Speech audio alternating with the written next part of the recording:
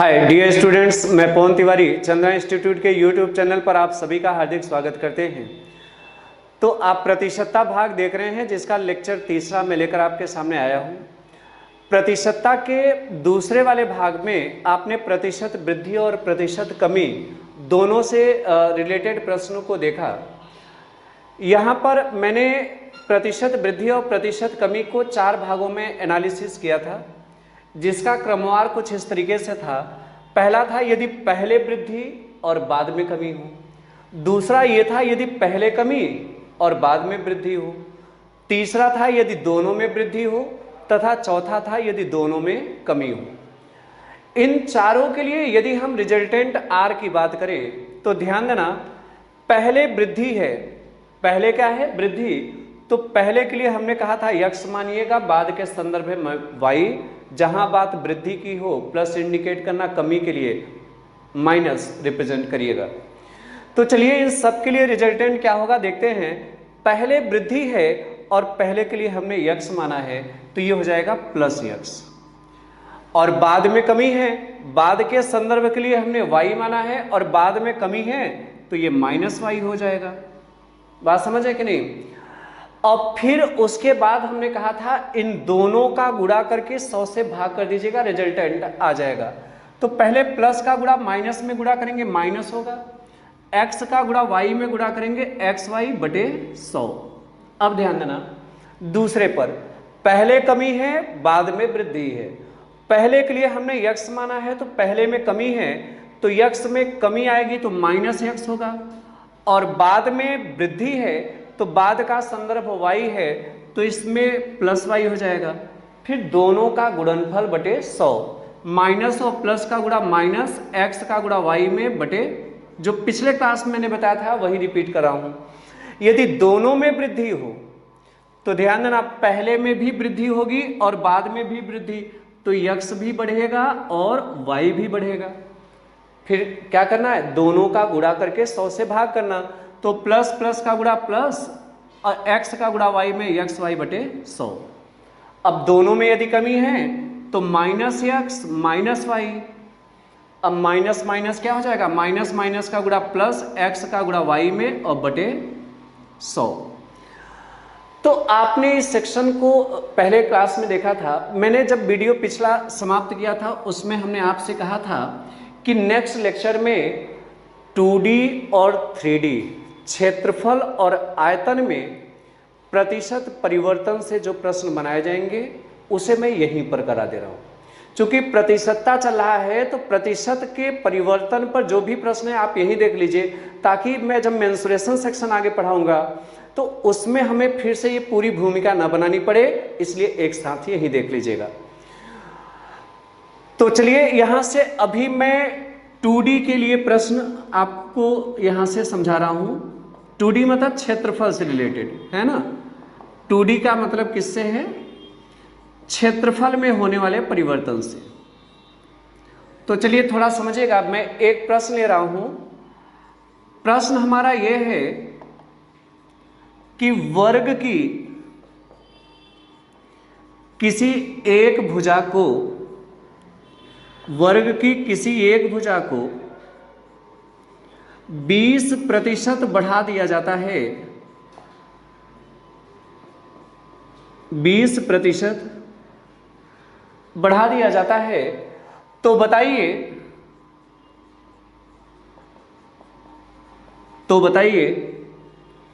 इसके क्षेत्रफल में, तो बताइए इसके क्षेत्रफल में कितने प्रतिशत की वृद्धि होगी। तो चलिए अच्छा अभी ध्यान देना, जैसे कोई वर्ग है और उस वर्ग की किसी एक भुजा को हम 20% क्या करते हैं, बढ़ा देते हैं। सवाल हमारा यह है तो इसका क्षेत्रफल कितने % बढ़ जाएगा। हम जानते हैं कि वर्ग की किसी एक भुजा को जितने % बढ़ाया जाएगा या घटाया जाएगा उसकी दूसरी भुजा भी उतने ही प्रभावित होगी। भुजा का सेंस बीमा से लीजिएगा, चूंकि वर्ग में लंबाई बराबर चौड़ाई होता है, यल बराबर बी यदि ये बराबर a है तो आप समझते हैं यदि लंबाई 20% बढ़ाएंगे तो चौड़ाई खुद ब खुद 20% बढ़ जाएगी। तो आपको ये सब डिटेल में जाने की आवश्यकता नहीं है, इसका शार्ट मेथड मैं समझा रहा हूं, उससे ध्यान देना। यदि हमें सूत्र पता है तो प्रतिशत परिवर्तन के प्रश्न को बेहद कम समय में हम आसानी से हल कर सकेंगे। तो चलिए अभी आप ध्यान देना। आप जानते हैं वर्ग का क्षेत्रफल क्या होता है, बताइए वर्ग का क्षेत्रफल क्या होता है? तो आप कहेंगे भुजा का स्क्वायर होता है, ए का स्क्वायर। वर्ग का क्षेत्रफल क्या होता है? ए का स्क्वायर, भुजा का स्क्वायर। हम इसको ऐसा लिख सकते हैं, ए स्क्वायर को लिख सकते हैं ए गुणा ए, लिख सकते हैं कि नहीं? ए स्क्वायर को लिख सकते हैं ए गुणा ए। ए जहां भुजा है, ए क्या है? जैसे ये वर्ग है, इसकी भुजा है, तो ध्यान देना वर्ग का क्षेत्रफल होता है भुजा का स्क्वायर, ए का स्क्वायर, और ए के स्क्वायर को लिखते हैं ए गुणा ए। और इसकी भुजा जो है ये 20% बढ़ाया जाता है, तो ए में वृद्धि की जाती है, जो भुजा है ए बढ़ाया जाता है 20%, तो 20% यहाँ प्लस कर दिया क्योंकि बढ़ाया जाता है। तो यहाँ भी गुणा ए है, तो यहाँ भी वृद्धि होगा 20% की, क्योंकि भुजा में क्या परिवर्तन किया जाता है? 20% की वृद्धि। तो यहाँ पर ध्यान देना, इसको x मान लेना और इसको y मान लेना। तो अब देखिए दोनों में वृद्धि हो रही है, और जब दोनों में वृद्धि हो तो आप तीसरा कॉन्सेप्ट प्रयोग में लाएंगे। तो दोनों में वृद्धि हो तो इसका रिजल्टेंट क्या कहता है? थोड़ा सॉल्यूशन ध्यान देना। प्रश्न पूछा है कितने प्रतिशत की वृद्धि होगी, वो रिजल्ट हमें बताना है, वो परिणामी हमें बताना है।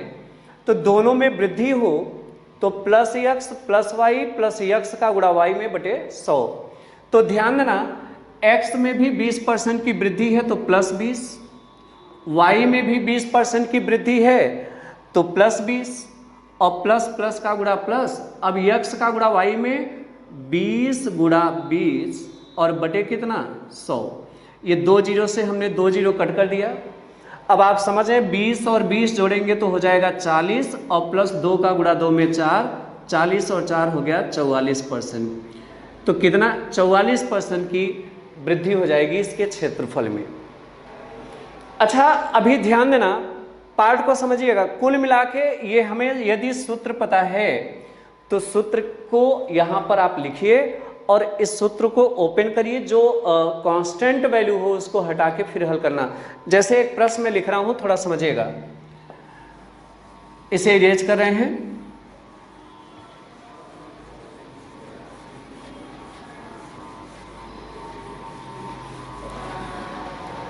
देखिए हमने प्रश्न ये दिया है कि किसी वृत्त की त्रिज्या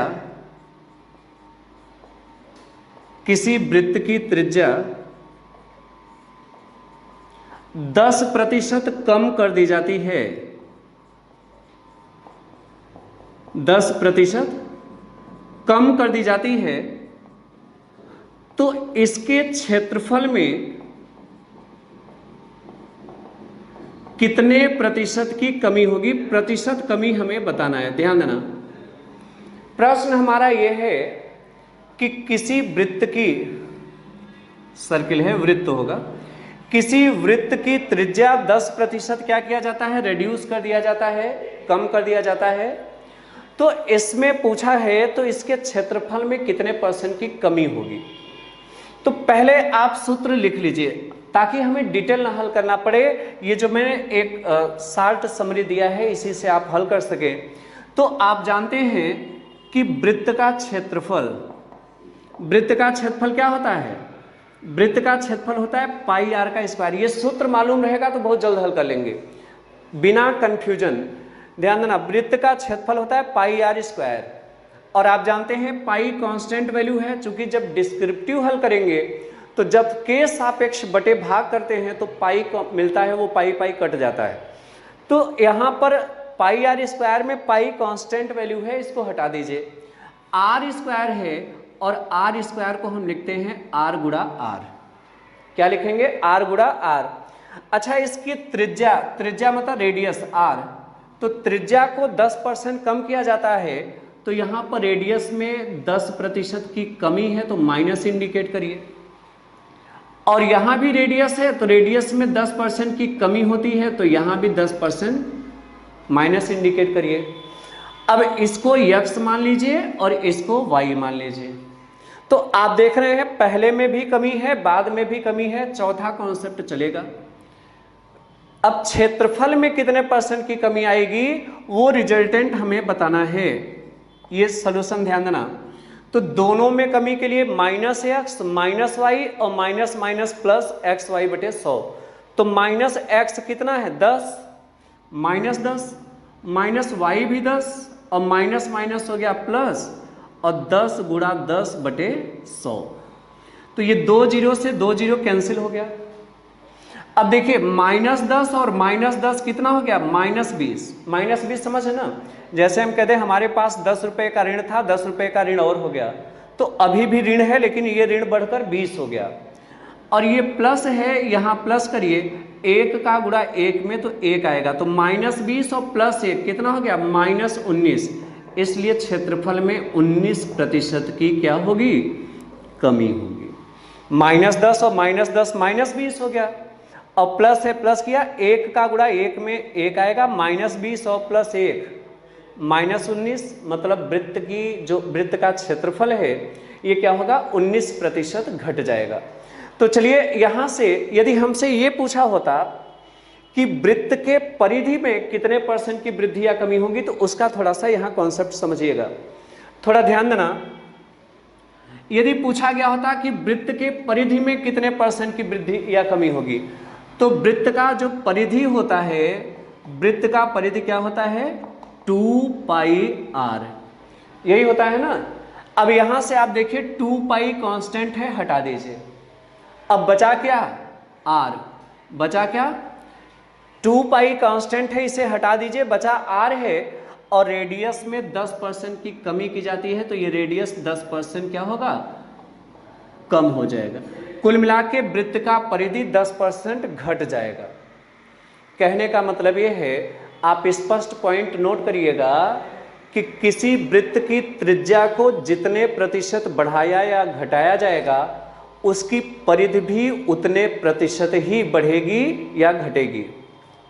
जैसे x% हम वृत्त की त्रिज्या बढ़ा दें तो वृत्त का परिधि भी x% ही बढ़ेगा, और x% घटा दे तो परिधि भी x% घटेगा। मतलब हल करने की जरूरत ही नहीं पड़ी, यहीं पर आंसर हो गया, यही हमारा आंसर हो गया। क्योंकि यदि 2 बार r बचता, मतलब r² बचता, तब यहां से हल कर लेते। अच्छा, इसी तरीके से यदि प्रश्न हमारा ये होता कि किसी समबाहु त्रिभुज की प्रत्येक भुजा 20% या 30% बढ़ा दिया जाता है। मान लिया प्रश्न ये होता किसी समबाहु त्रिभुज की प्रत्येक भुजा 30% बढ़ा दिया जाता है, तो इसका क्षेत्रफल कितने % बढ़ जाएगा। तो समबाहु त्रिभुज का क्षेत्रफल क्या होता है, समबाहु त्रिभुज का क्षेत्रफल होता है करड़ी में 3/4 भुजा का स्क्वायर, यही होता है ना, करड़ी में 3/4 भुजा स्क्वायर। तो यहां पर करड़ी में 3/4 कांस्टेंट वैल्यू है, आप इसको हटा दीजिए, केवल मुद्दे की बात करिए। यहाँ a² बचा है और a² को लिख सकते हैं a गुणा a। a जहां भुजा है और भुजा 30% बढ़ाया जाता है समबाहु त्रिभुज की, तो यहाँ भी a है तो ये भी 30% बढ़ जाएगा। तो x और ये मान लीजिए y, दोनों में वृद्धि है, ये सूत्र लगा के हम क्या करेंगे हल कर लेंगे। तो रिजल्टेंट क्या होगा, पहले भी वृद्धि है +30 और बाद में भी वृद्धि है +30, प्लस प्लस का गुणा प्लस, 30 का गुणा 30 में, x का गुणा y में, और बटे 100। 2 जीरो से आपने 2 जीरो कट किया, 30 30 60 और प्लस 3 3 9, 60 और 9 जोड़ेंगे 69% की वृद्धि हो जाए।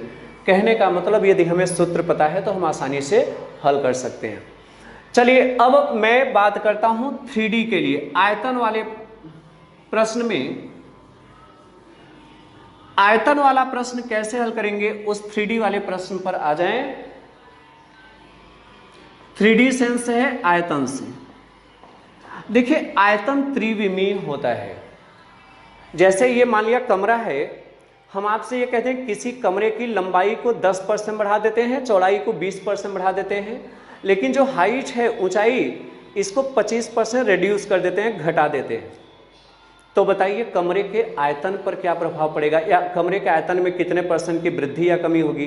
तो यहां तो 3 बीमा हो गई, लंबाई 10% बढ़ा, चौड़ाई 20% बढ़ा, 2 बीमा ये हो गया, ऊंचाई 25% कम हो गया। तो अब यह सूत्र तो हम प्रयोग में ला नहीं सकते क्योंकि ये 2 ही बीमा के लिए है, x और y के लिए। तो तीसरी बीमा आ जाए तो कैसे हल करेंगे। तो पॉइंट नोट कर लीजिए, मैं बोल रहा हूं, अब फिर प्रश्न देकर स्पष्ट भी करा देता हूं। पॉइंट नोट करिएगा, त्रिविमीय या 3D वाले प्रश्नों को हल करने के लिए सर्वप्रथम पहले 2 अवयव से परिणामी ज्ञात करते हैं, तत्पश्चात उसके बाद प्राप्त परिणामी का तीसरे अवयव के सापेक्ष अभिष्ट परिणामी ज्ञात कर लेते हैं। बात समझ है ना। 3 बीमाओं का प्रश्न है तो पहले 2 बीमा लेकर उसका रिजल्ट निकाल लीजिए, और जब उसका रिजल्ट आ जाए तो उस रिजल्ट को लेना और तीसरी बीमा जो छूटा है उसको लेकर फिर हल कर लीजिए। मतलब 2 बार हल करना, पहले 2 बीमाएं लेके हल करना और उसका जो रिजल्ट आ जाए उसको लेना, फिर तीसरी बीमा जो छुटी है उसको लेके हल कर लेना। जैसे पॉइंट आपने नोट कर लिया है ना, त्रिविमीय वाले प्रश्नों को हल करने के लिए सर्वप्रथम पहले 2 अवयव से परिणामी ज्ञात करते हैं, तत्पश्चात प्राप्त परिणामी का तीसरे अवयव के सापेक्ष अभिष्ट परिणामी ज्ञात कर लेते हैं। तो चलिए यहां से मैं एक प्रश्न लिखता हूं, थोड़ा ध्यान देना। हमने लिखा कि किसी कमरे की लंबाई व चौड़ाई क्रमशः 10% और 20% बढ़ाकर इसकी ऊंचाई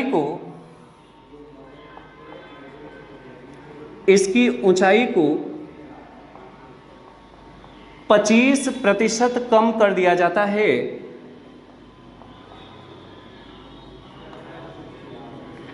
तो कमरे के आयतन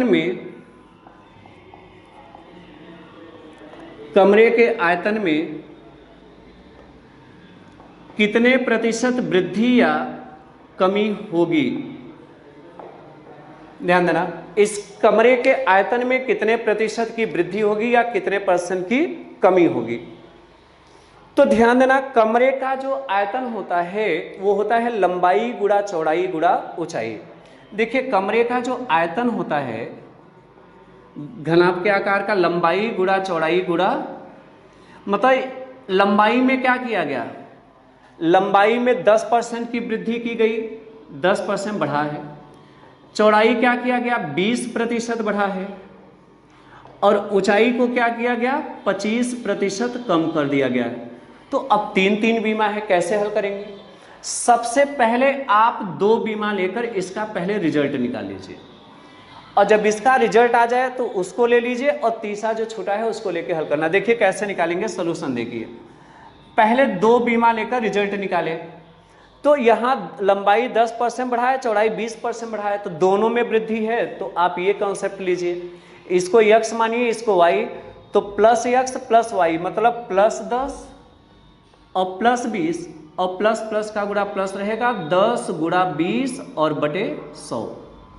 ये 2 0 से 2 0 कैंसिल, तो 10 और 20 जोड़ेंगे 30 हो जाएगा, और +1 का गुणा 2 में 2। ध्यान देना, 10 और 20 जोड़ेंगे 30, +1 का गुणा 2 में 2, तो 30 और +2 कितना आया, 32% की वृद्धि होगी। मतलब इसका जो रिजल्ट आया, ये रिजल्ट कितना आया, 32% की वृद्धि। तो अब अभिष्ट परिणामी निकाल लीजिएगा, एग्जैक्ट रिजल्टेंट मतलब R', मतलब 2 बार हल करना। पहले तो 2 बीमा लेकर रिजल्ट निकाल लिया, अब अभिष्ट परिणामी R' कैसे निकालेंगे, पहले रिजल्ट को लेना, उसके बाद तीसरा छोटा है उसको लेना। तो रिजल्ट में वृद्धि है और उसमें कमी है, मतलब पहले वृद्धि और बाद में कमी, पहले वृद्धि और बाद में कमी, पहला कॉन्सेप्ट चलेगा।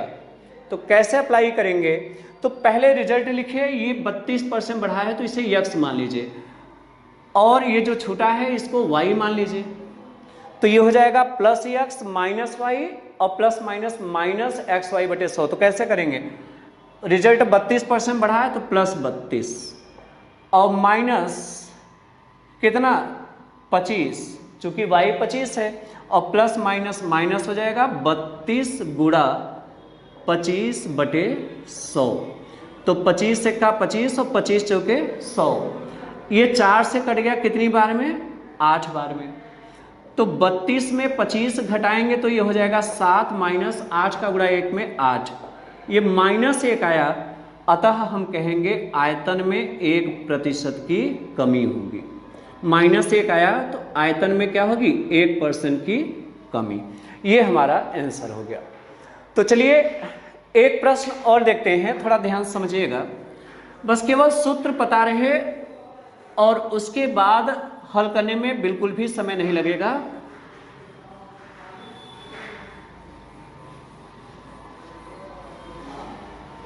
तो चलिए अभी ध्यान देना, जैसे मैं ये दूं प्रश्न में, ध्यान देना, किसी बेलन की त्रिज्या 50% कम करके ऊंचाई को 200% बढ़ा दिया जाता है। ऊंचाई को 200% बढ़ा दिया जाता है, तो इसके आयतन में कितने % की वृद्धि या कमी होगी। तो इसके आयतन में कितने प्रतिशत की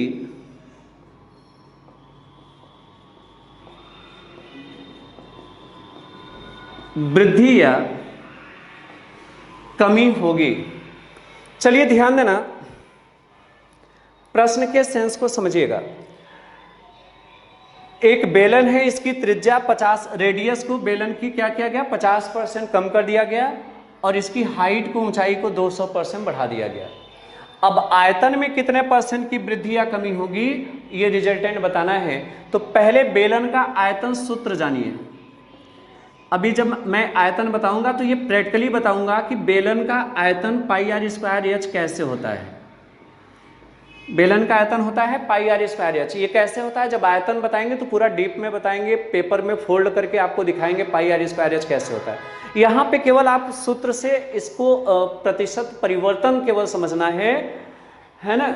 तो चलिए यहाँ पर बेलन का आयतन πr² h है, पाई कांस्टेंट है, पाई हटा दीजिए।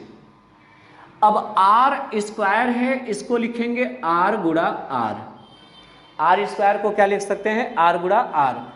अब इंटू h है तो h को गुणा h लिखिए। अब ध्यान देना, पाई हटा दिया, r² को लिख सकते हैं r गुणा r, h बचा है h लिखिए। तो पहले बताइए, त्रिज्या को 50% कम किया गया, तो रेडियस में यहां पे मैंने दिखाया 50% कमी, यहां भी मैंने दिखाया 50% कमी, और यहां जो ऊंचाई है यह है 200% वृद्धि। देखिए रेडियस 2 बार है तो रेडियस को 2 बार लिखना, रेडियस 50% कम किया गया है तो 50% कमी, 50% कमी, ये 200% वृद्धि। तो जब हल करना तो ध्यान देना, पहले जब रिजल्टेंट निकालेंगे तो केवल 2 को लेकर निकालेंगे, तो दोनों में कमी है। ये देखिए x में भी कमी है, y भी कमी है, तो ये सूत्र चलेगा -x - y + xy/100, तो -50, और y भी कमी है -50, और माइनस माइनस हो गया +50 गुणा 50/100। ये 2 जीरो से 2 जीरो कैंसिल कर दीजिए, -50 और -50 -100 हो गया। जैसे 50 रुपये का ऋण था, 50 रुपये का ऋण और हो गया, -50 -50 तो अभी भी ऋण है लेकिन 100 का हो गया। अब प्लस करिए, 5 का गुणा 5 में 25, -100 + 25 कितना आया, -75। तो ये रिजल्टेंट निगेटिव है, तो ये ले लीजिए कमी वाला, और एक अभी छूटा है 200% वृद्धि। तो अब एग्जैक्ट रिजल्टेंट क्या होगा, 2 बार हमें हल करना होगा, तो r' निकालना है एग्जैक्ट रिजल्टेंट। तो पहले रिजल्ट लिखना -75, और तीसरा जो छूटा है वो 200% प्लस है, मतलब वृद्धि है, तो अब +200। पहले कमी है बाद में वृद्धि, तो -x + y, और -100 प्लस क्या हो जाएगा x का गुणा y में तो 75 का गुणा 200 में और बटे 100। ये 2 जीरो से मैंने 2 जीरो कैंसिल कर दिया। -75 प्लस 200 125 धनात्मक हो जाएगा। जैसे 75 रुपये का ऋण था, मैंने 200 कमा लिए, तो इसका मतलब 75 ऋण भी पूरा हो गया, 125 बच भी गया। -75 का गुणा 2 में 150, तो 125 में 50 घटाएंगे तो -25 आएगा। अतः हम कहेंगे आयतन में 25% कमी होगी। तो लिख लीजिएगा, स्पेस नहीं है, तो -25 का मतलब आयतन में 25% की कमी हो जाएगी। तो कुल मिला के सूत्र पता रहे तो आसानी से हल कर सकते हैं। एक चीज ध्यान देना, जैसे ये इरेज कर रहे हैं, जैसे ये कहा गया होता कि किसी गोले की त्रिज्या 20% बढ़ा दी जाती है, ध्यान देना, यदि प्रश्न ये होता कि कोई गोला है और किसी गोले की त्रिज्या 20% बढ़ा दिया जाता है,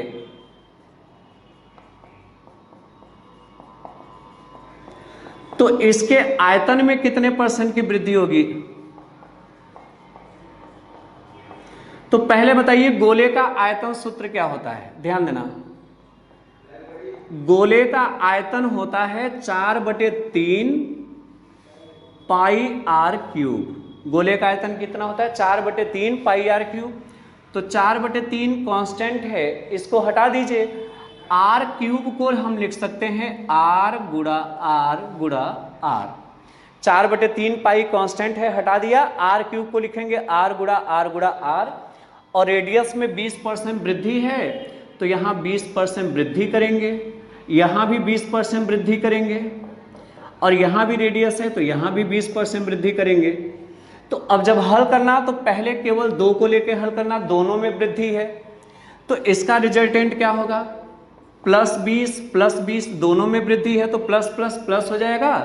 x का गुणा y में मतलब 20 का गुणा 20 में बटे 100, तो ये कैंसिल हो गया। तो 20 और 20 40 और प्लस 2 दूना 4, कितना आ गया? 44% वृद्धि। तो रिजल्ट तो अभी आया है, अभी एक बीमा छूटा है 20% का। तो अब एग्जैक्ट रिजल्टेंट R डैश निकालना है, तो क्या करेंगे? ये 44 ये ले लेंगे और तीसरा 20 छूटा है, तो दोनों में वृद्धि है, तो +x + y और प्लस प्लस का गुणा प्लस 44 का गुणा 20 में और बटे 100। बस 20 पंचे 100, 5 अट्ठे 40, 0.5 अट्ठे 40। तो ये जोड़ लीजिए, 44 और 20 64 और 8 72.8% ये वृद्धि होगी। तो कहने का मतलब यदि सूत्र हमें पता है तो कांस्टेंट को हटा के बाकी को आपको हल कर लेने हैं। तो आपको बता दें कि अगला जो हेडिंग अभी हमारा होगा, ये तो आप समझ गए होंगे, 2D और 3D मैंने अप्लाई कर लिया। केवल आपको सूत्र पता रहे, कॉन्सेप्ट पता रहे, आप आसानी से हल कर सकते हैं। देखिए, प्रतिशतता का ये एक्चुअल में देखा जाए लेक्चर तीसरा है, और इसमें अभी तक हमने आपको कुछ नहीं बताया। एक तो का और से संबंधित प्रश्न बताए हैं, प्रतिशत वृद्धि पर प्रश्न, प्रतिशत कमी पर प्रश्न, और प्रतिशत वृद्धि और कमी दोनों पर प्रश्न। आगे की जो हेडिंग करूंगा, जो 5वां टाइप होगा हमारा, ये होगा परीक्षा से संबंधित प्रश्न। अच्छा, ये नहीं सोचना कि इसके पहले जो बताए गए थे वो परीक्षा से नहीं थे। ये तो आपको बता दें कि परीक्षा से संबंधित प्रश्न में, परीक्षा में जो प्रतिशत परिवर्तन का प्रश्न होता है, जैसे इसमें जो टाइप हैं, 3 टाइप है। पहला है जब 2 विषयों का जिक्र हो, जब 2 विषयों का जिक्र हो,